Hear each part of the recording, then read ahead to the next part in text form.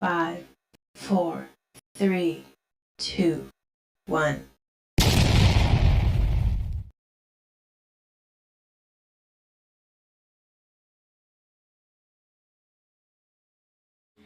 Good day, everyone.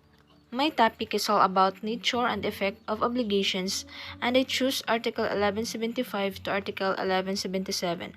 So first, let's tackle the Article 1175. Article 1175, usurious transactions shall be governed by special laws.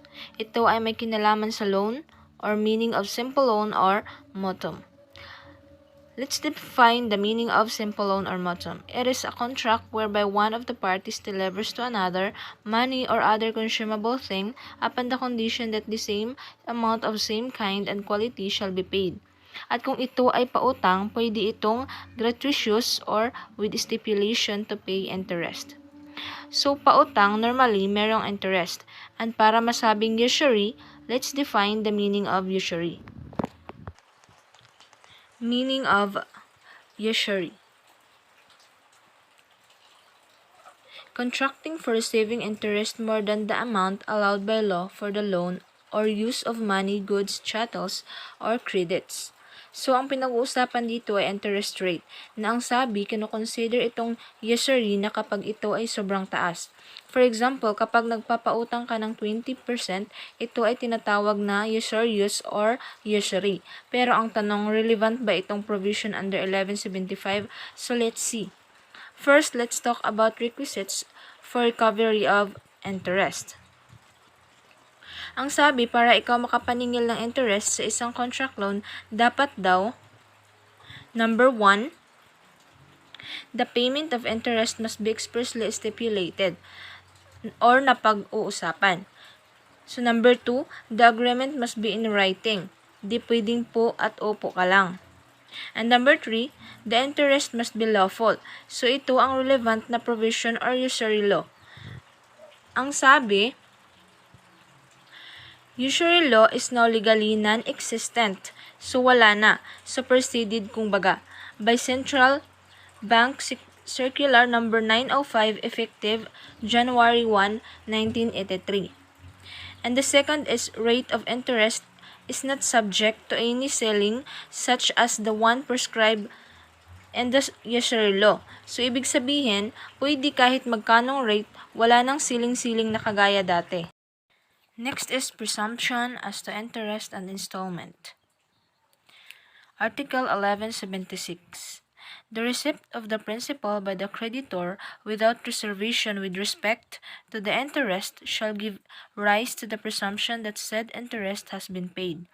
So, pag binayaran na yung principal, ang presumption is bayad na rin yung interest, lalo na naresibuhan na yung principal. The receipt of a later installment of a debt without reservation as to prior installments shall likewise rise to presumption that such installments have been paid. So, naka-receive ka ng payment, halimbawa for this month, tapos hindi mo na binanggit na hindi pabayad yung mga nakaraan, na ang sabi presumption that such installment have been paid, na bali bayad na rin yung mga nakaraan. So now, let's define the meaning of presumption. Interference of a fact not actually known arising from its usual connection with another which is known or provided. Kung baga, base sa nakita nating isang bagay, nasabi na natin na ito na yung na-assume natin, presumption or parang assumption. For example, Zeno was shot dead. Nobody witnessed the shooting. Elomi, however, was seen at the scene of the crime just after its commission holding the gun. In this case, Elomi will be presumed as the person who killed Zeno unless contradicted by competent evidence. So dahil hawak ni Elumi ang barel, siya ang naging suspect sa pagpatay kay Zeno. So yun ang provision ng presumption, kung baga si Elumi ang presumption. So let's define the kinds of presumption. Number 1, conclusive presumption. One which cannot be contradicted. Ibig sabihin, even if mag-provide ka pa ng evidence, hindi mo na makukontradict ang tinatawag na conclusive presumption. Number 2, disputable or rebuttable presumption.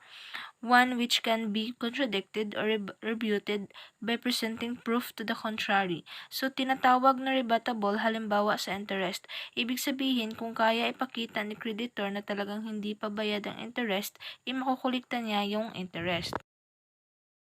So now, let's define the presumptions in Article 1176 not applicable. 1. With reservation as to interest. Or kung sabi ni creditor na hindi pa bayad ang interest, so hindi na applicable yung presumption. Number 2. Receipt without indication of a particular installment paid.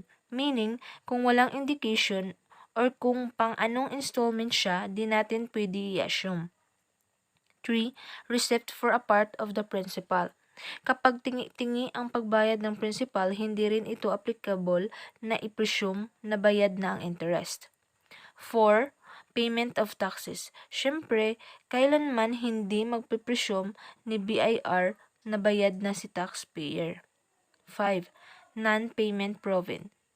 Hindi talaga to applicable kung wala kang proof na nagbayad ka na.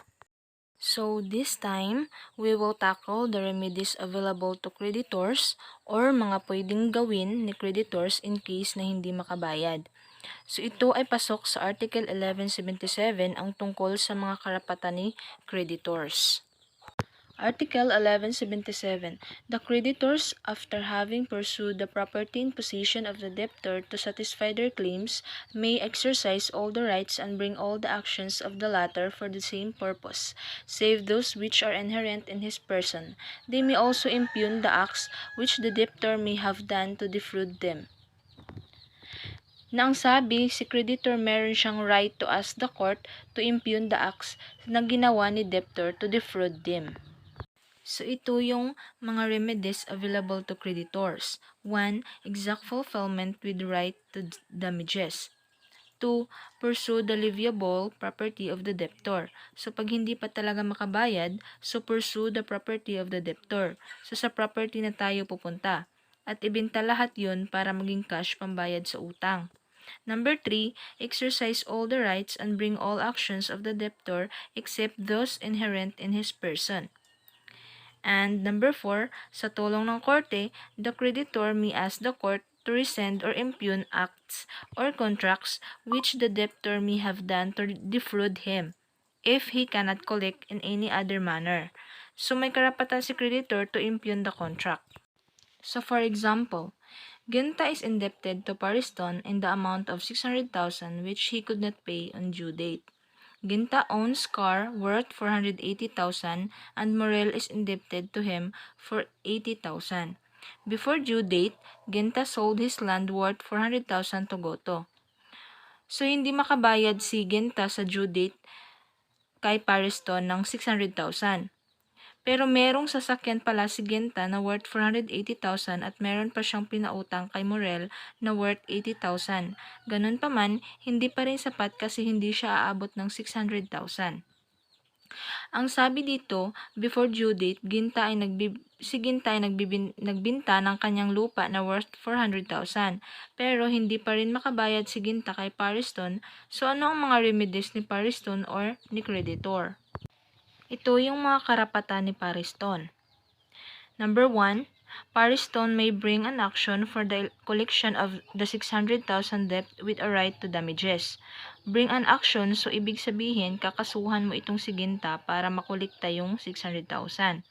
Number 2, if Ginta still fails to pay, Pariston may ask for the attachment of Ginta's car or yung property ni Ginta ang hahabulin dahil wala ngang maibabayad na cash itong si Ginta. Number 3, Pariston may ask the court to order more not to pay Ginta so that payment may be made to him. Or yung may utang kay Ginta.